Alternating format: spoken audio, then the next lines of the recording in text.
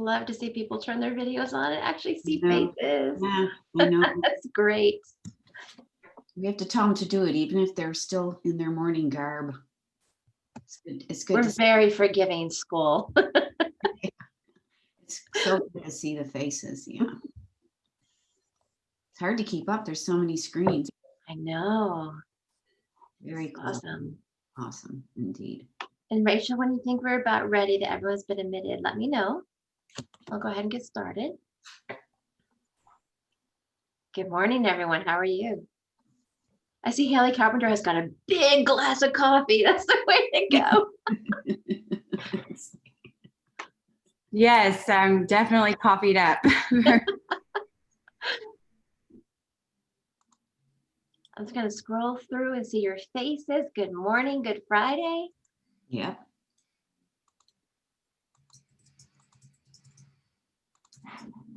Fantastic to see everyone. All right, should we go ahead and get started, Rachel? Okay. Excellent. Good morning, everyone. My name is Kate Weaver. I'm the Associate Dean for Students here at the LBJ School. We want to welcome you to our first all virtual open house for prospective students. We're going to have a great day of events. We realize that many of you may come or go depending on work schedules and other priorities in your life. So we do want to let you know that we are recording all these events. If you want to turn off your screen because you don't want to be on the recording, that's perfectly fine. But we just want to know that all those materials will be available to you afterwards if you want to refer back to the videos. I'm not going to take up too much time here because we'll do introductions of all of our fantastic staff, and we'll have sessions with our faculty and other students today. But first, of course, we want to start with our fabulous Dean of the LBJ School, Angela Evans. Angela's been with us now at the LBJ School for over a decade, and for the past 5 years as our Dean. Before that, she had a long, very distinguished career in Washington, D.C. as Deputy Director of the Congressional Research Service. And if you know her, to know Angela is to love her, but also to be almost exhausted by the amount of energy she exudes over this school.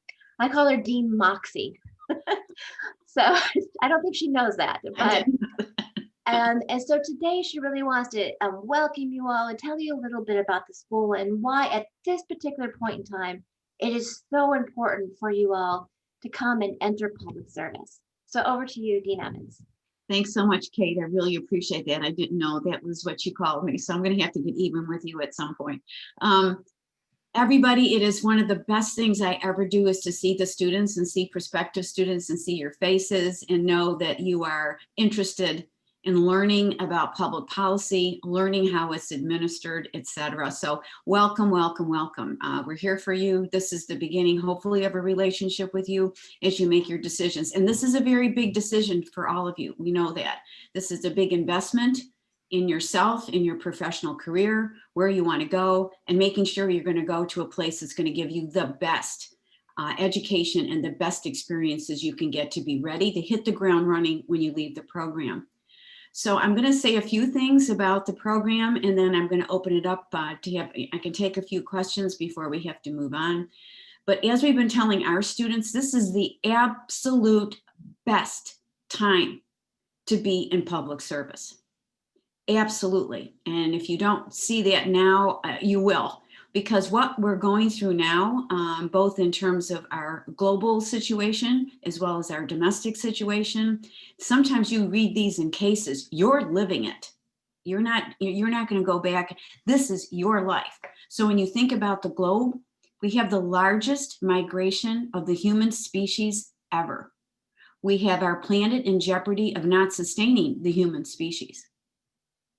We have, non-sovereign states that are actors that are really looking at the balance of power and the balance of tranquility in the world.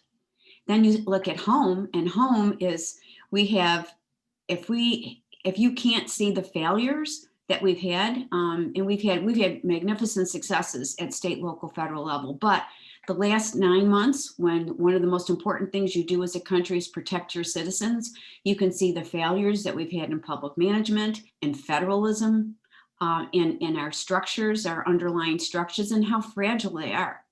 So this is really, really an important time that we get the right kind of people in the right kind of space to be giving a steady flow of expertise to all levels of government, from the federal government to the local level government. And for those of you who are not interested in going into public service, then thinking about the nonprofit and the private sectors, which more and more now are having a large role in public policy. So when you're thinking about the collaborative nature of public policy, this is where you bring those three sectors together. So why the LBJ School? Well, first of all, it's 50 years old, and in 50 years it has not veered from this one thing. It's that you have to have not only a scholarship and an understanding of knowledge and the tools that you have to be critical thinkers, but you also have to be exposed to people who've actually had the jobs, people who've been in leadership positions, people who've had experience. And so the school has always had this balance of our really smart professors who are working in scholarship, and their scholarship is always relevant. It's always with the idea that it's going to make a difference in the policy arena.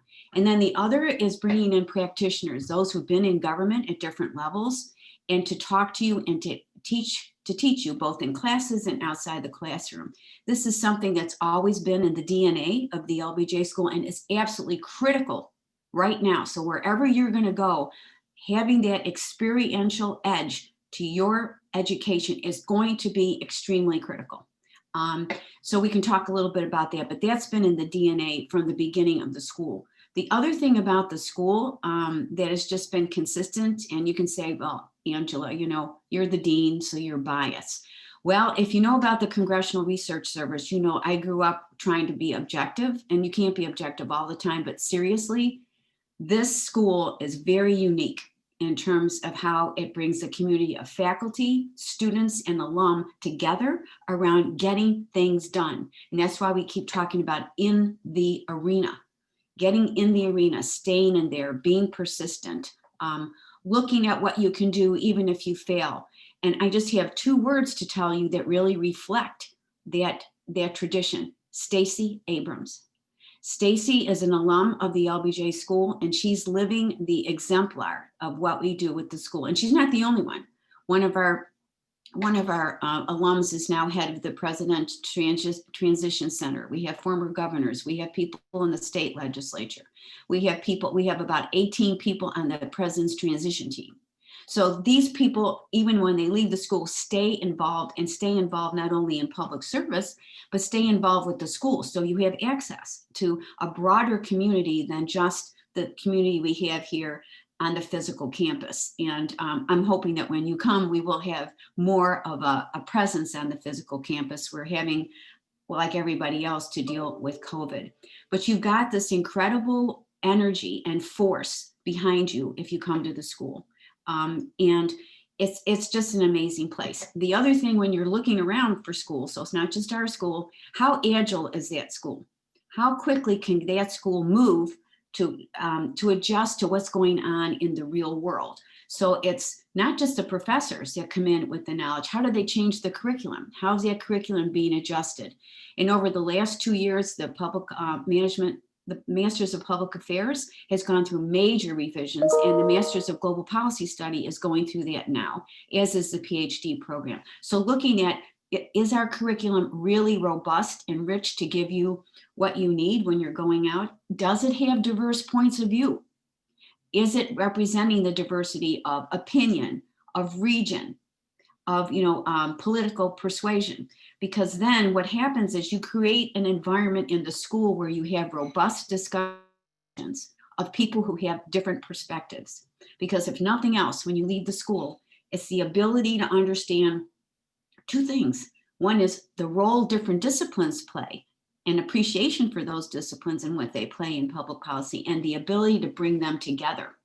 So you're skilled and not having people go into their corners and then get feisty or dismissive or divisive. The worst thing is being divisive. So the school is constantly looking at what it can do to improve the curriculum. And so your education's not in the classroom either. I just wanted to say the faculty have been incredibly wonderful at opening their doors and helping students beyond the classroom, even if you don't have a professor for a class. they're willing to help you, willing to talk to you about what they're doing, help you get involved in their research, help you take advantage of the networks that they have as faculty. So it's a pretty, I must say, and it's one of the most dynamic, energetic, empathetic, high standards school that I know of, and those are the things I'm hoping that you get from this open house. But also, you look at that when you're looking at other schools. These are really important features of a school, to question whether or not this is the right place for you or not, or someplace else might be a better place. We're sorry that has to be virtual.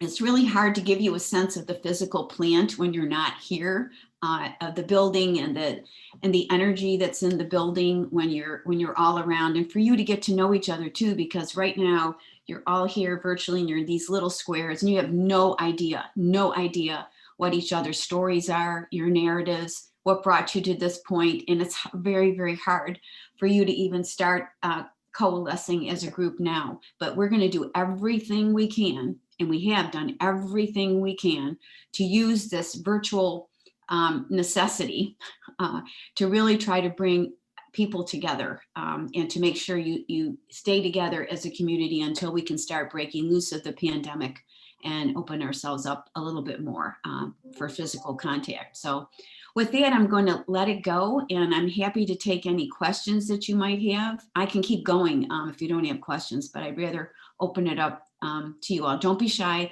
There's never a silly question. If it's in your head, it's probably in many other people's heads, and you just ask it. And if I can't answer it, I'll try to get you the answer as soon as I can.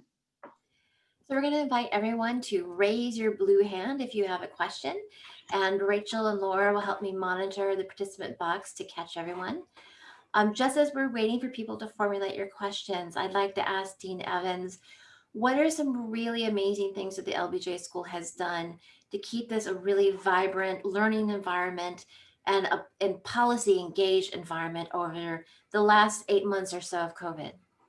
Okay, well, first of all, there's a couple things. As soon as it was Friday the 13th, just like today is another Friday the 13th, like an uh-oh day. It was March 13th, Friday the 13th in March, where we were told the school was going to be totally virtual because of the pandemic. Within 2 weeks, so this was spring break. That was the last day of class before the 1 week spring break. We extended the spring break for 2 weeks.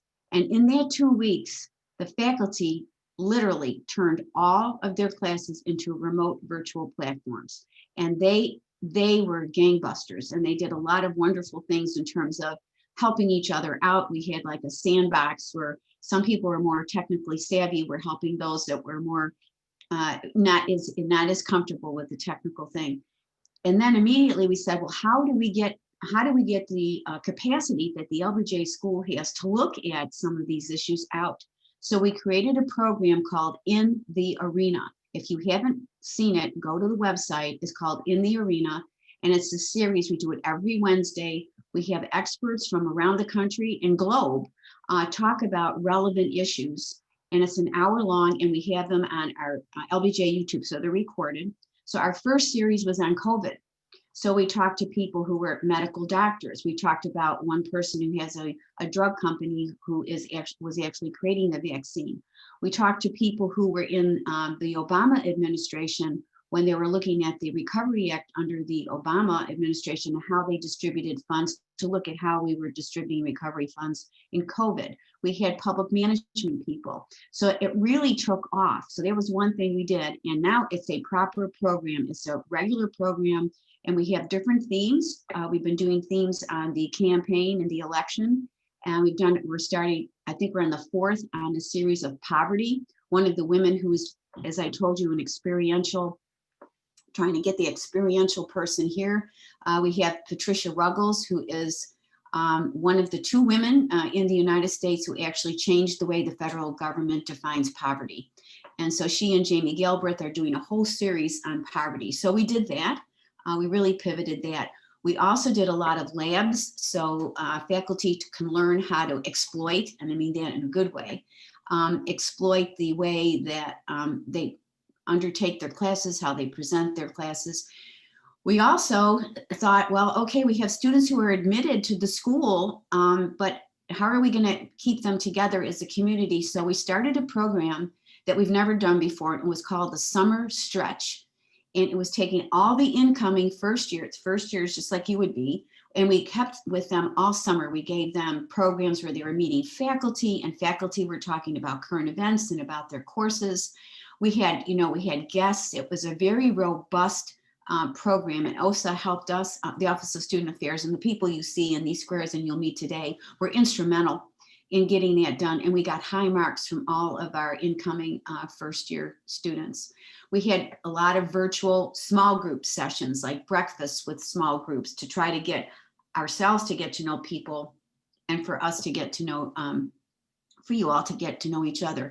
And then fortunately, or unfortunately, it was unfortunate in some ways, the school turned 50 years old this year. And we had plans, we were planning for 3 years to have 3 big forums, in-person forums at the LBJ School that celebrated the genius of the American people, the good-heartedness of the American people, and then our democratic structures. And 2 weeks before our first forum, COVID hit, so we had to stop all of that, and we went virtual. So we pivoted from 3 in-person forums to 2 recorded forms, and you can see those two. I really urge you to take a look at. Please, if you do nothing, this is really, it's a reflection of what the school and who the school can bring to talk to you as students. It's called LBJ. If you go to lbj50.org, you will look at 2 big sessions, and you don't have to look at all 2.5 hours of the sessions. One was presented on October 5th. One was presented on October 12th, and we had the likes of Jamie Dimon, Melinda Gates, Lonnie Bunch, Pete Buttigieg, Stacey Abrams. We had Darren Walker of the Ford Foundation. We had Raj Shah of the Rockefeller Foundation. We had Sesame Street. It was loaded with people, and they all came to the school. This was for the school for free, to talk about their roles in public policy and to talk to you as students who want to step into the policy arena. So I thought that was just amazing that they were willing to do this for no money and to talk to you directly as people who are trying to get into public service. So that, while I was hoping we would have an in-person, that would have been great, because we were going to open up all these people were coming to the school to talk to the students in the morning, and then we were going to have the program in the afternoon. I think what you'll see there is a recording of just an amazing set of people.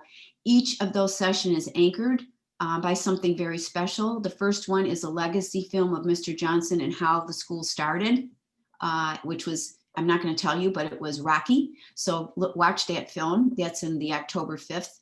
And then October 12th, there's something no one has ever done and probably will never do. The 4 living former presidents actually spoke together in sequence. They actually spoke a quote that President Johnson, it was one of the last things he's talked about when he was alive at the Civil Rights Summit here before he passed away. And they actually read Mr. Johnson's speech, and each one of them did that. And they did that for the school, no compensation, nothing. So that was the anchor of the next talking. These are people who really believe in you, believe in the school, and believe in public policy, or they wouldn't have done this. So take a look at that. Thank you. We have a first question from Jessica Van Meer.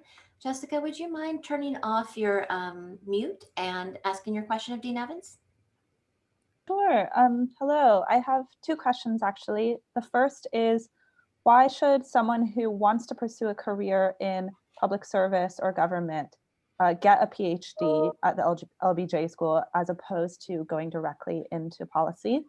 And second, kind of the opposite question, why should someone get a PhD with the LBJ School rather than a PhD with the Department of Government? And sorry, there's a dog scratching at the door. That's all right. That's all right. With Zoom, you have a lot of, when you say, welcome home, these are everybody's homes. So we are privileged to be in your home, whether you have dogs, cats, children, anything going on, it's fine. So first of all, why a PhD? Because when you get a PhD in public policy, and we can talk about the LBJ School second, It depends on what your career is. So if you want to be in academia and you want to continue working in an academic setting with a PhD in public policy, you have to be trained in a school that actually teaches and works and is in the arena. Otherwise, what's the relevancy? Because you can go and get a PhD in government. You can go and get a PhD in sociology. But why do you come to the school? Because the relevance of your research is absolutely critical. It's really not so much about theoretical proving and theorems, et cetera. It is about, what are we seeing? What is the problem? What do I know? What data do we have? What data do we need? And what is it telling us? And in a public policy school, it's got to be relevant to the real world. And it's got to be pretty timely. So a lot of research, and it has to be that way, the timing between research outcomes and when it can actually make a difference is quite lengthy. And also what is another disparity is data. When you're in public policy and somebody's asking you, has to make a decision, you can't say, oh, excuse me, give me 5 years and I'll get you that data. So part of being a PhD in public policy is understanding when you have enough good data and being very critical of how that data is used and how you use it in your own work. So I think that's the difference between a public policy degree and a government degree or political science. A policy people will use political scientists, will use sociologists, will use education and education specialists, will use engineering. Your role as a PhD in public policy is to bring those together in an interdisciplinary lens to apply to a problem. It's starting with a problem rather than a theorem. That's what I see as a difference. Why LBJ? Because we've been doing it for 50 years. Because the school has always had in its head that the research that we do and how we train PhDs to do the research has to have a relevance, and it has to have a timely relevance. And that the school has had a great reputation for that. And having different disciplines, having the PhD cohort, even though it's a small one, also be interdisciplinary. So you're learning from people who want to study homeland security versus those who want to study water versus those who want to study, education. All of you as a cohort as well are enriched because your disciplinary lens is different. You've got to have, no matter what happens in this open house or where you decide to go, you have to have exposure to how to work with, appreciate, and bring together interdisciplinary thinking, interdisciplinary methodologies. It's just really, I think it's absolutely critical, and the school does that. And Jessica, I welcome you to actually call me after all the sessions end today. My PhD was in political science. I have to say, this is one of the things I may have regret. I call myself a refugee from political science, and I made that transition into policy, and I think we could have a fruitful conversation about that. We have lots of questions in the box. I just want to tell everyone that I'm kind of triaging the questions just a bit. For those that are more about process of admissions and elements of the admissions process, I'm going to address that in the next session. So I'm going to keep to the broader questions for Dean Evans. Can I invite, and I might slaughter this last name, Kelly Lyles or Lyles? Kelly, if you're there, can you unmute yourself and ask your question of Dean Evans? Yeah, sure. My name's Kelly Lyles. It's a little bit of a different last name. My question is, what distinguishes this program from other global/public policy programs that are also out there? Okay, thanks. Okay, so I think one of the things we were talking about at the very beginning, when you start thinking about the kinds of problems that are facing us as the US, is a direct reflection of what's facing the globe. And, the pandemic is just one stark look at it, but everything that we think, we're so interconnected now. So what the school is doing is, the school is trying to think about ways that we can train you in your area. So if you want to do security, or if you want to do international development, if you want to do diplomacy, if you want to look at hunger, that's global hunger. The thing is, they're all connected. So how do you train students to participate very well and succeed in a global community? So understanding how you work in the global community and still think about US interests. And I think when you talk about a global program, you're going into global studies, it's very easy for schools to, push back and say, well, we're calling it global, but it's really international. The fact that you're in a comprehensive school where you have a degree in public affairs and a degree in Masters of Global Policy doesn't mean that they're separate. The cross-fertilization of those two disciplines and those two, not disciplines, but those two degrees is really essential for the LBJ school so that the cohorts who are in these different degree programs match each other. And global policy studies is a very difficult program to actually create and to execute, because it's very easy, as I say, to go back to sort of these traditional ways of thinking about things, but you have to be thinking about the global issues and how the US is playing in those global arenas to not only benefit the US, but what do you compromise in order to get the world in a better place? That's a very difficult thing. And I will tell you, I don't know of any school that's actually achieved perfection in that, but the LBJ school has been thinking about that, talking about it, working on it. So I tell you, we might not have the answer, but we are one of very few that are really thinking more broadly about what global really, really means for your future. And thanks. And we had a related question about whether or not impact students can take the crisis simulation that we offer in the GPS program. And yes, we have made that option available.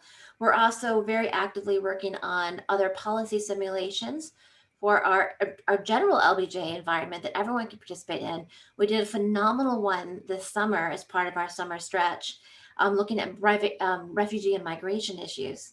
No, it was a COVID response. You're right, but we also participated in international competitions on simulations, and one was on immigration and one was on COVID. But we're also thinking, remember I was telling you we're trying to be agile in our curriculum and how we look at the curriculum and how we present you the kinds of experiences.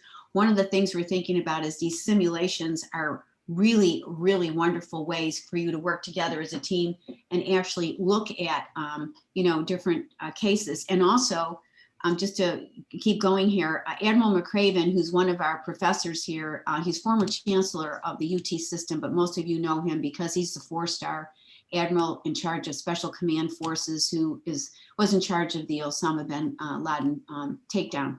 And he's here, and when he actually does his classes, the simulation, he simulates the Situation Room in the White House. And what he does is he gives the class actual case studies. And the class meets every night for 2 weeks. You're off for a week, and then you come back and you actually create the Situation Room. So we're trying to do a lot more of that, where there's simulations that are built in to different courses that can do that are aligned well to be able to do that. But I really believe in simulations. It really humbles you very quickly about what you think you know. Thank you. And we have a couple minutes left with Dean Evans. So I'm going to try to combine a few questions. So we've had some questions from Cameron and from Zach about fall planning. Of course, we've got a lot of uncertainty about COVID and when the vaccines become available. So twofold is, what do we know about fall course planning and whether or not we're going to be open, closed, or something in between in the fall? And then also is, if we return to more of an in-person environment, will that diminish the amount that we're actually doing online in terms of engagement, like in the arena? Or are we going to keep all engines running on all fronts? Well, all engines on all fronts all the time, that's the LBJ school. So, as Kate said, the energy and the whatever's best for the students, we'll just keep doing. We've learned a lot by being on virtual platforms that will not go away. Some of the power of the virtual platforms in terms of having access to people who are not in Austin. We don't have to fly them here. We can bring them in. It's very convenient.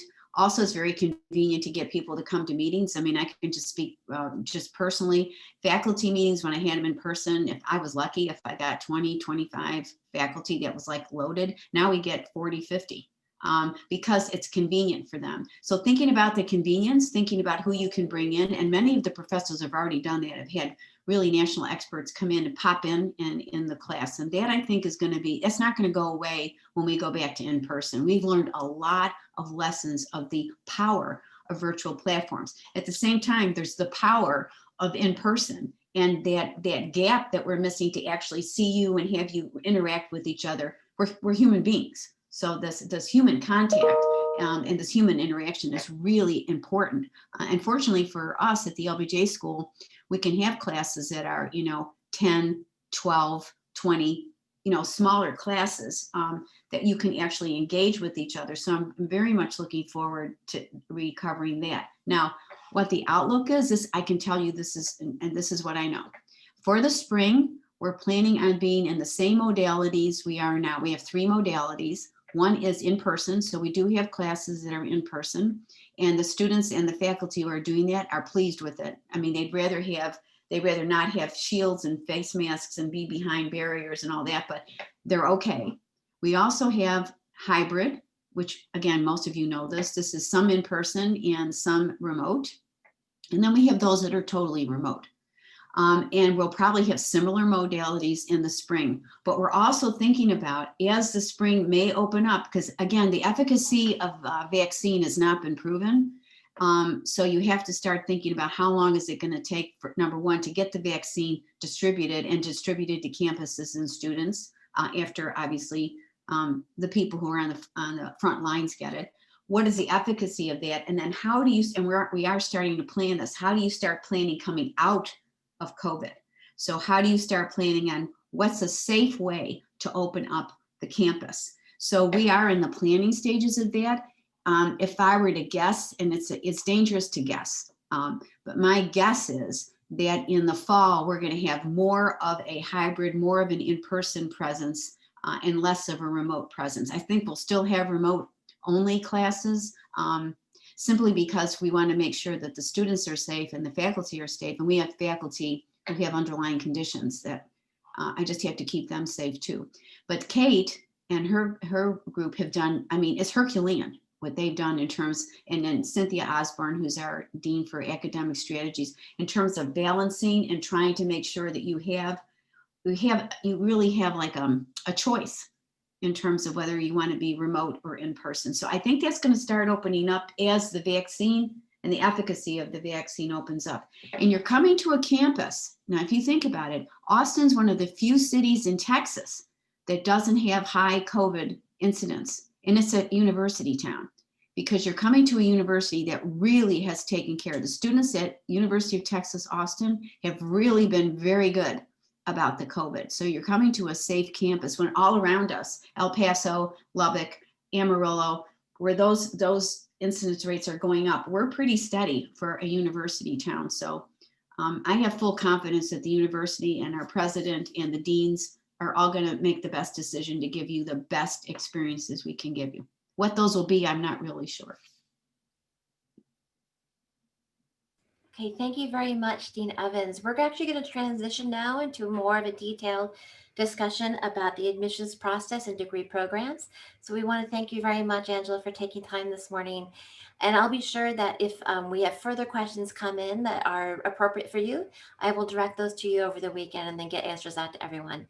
This So thank sounds you for your time. great. It's really, I'm taking one last look at all of your faces, and some of you still look interested, which is good. And some I can't see because you've gone into names or photographs. So at some point, do put yourselves there so we can actually see you. It makes a big difference to us to see all of you. I really appreciate you taking time, and I really congratulate you for thinking about public service and public management and policy. It's really, really critical right now. So congratulations. And I wish you the very best. If you have any questions of any of us, we're here for you. We're here to answer the questions. We want to make sure you make an informed decision about your future.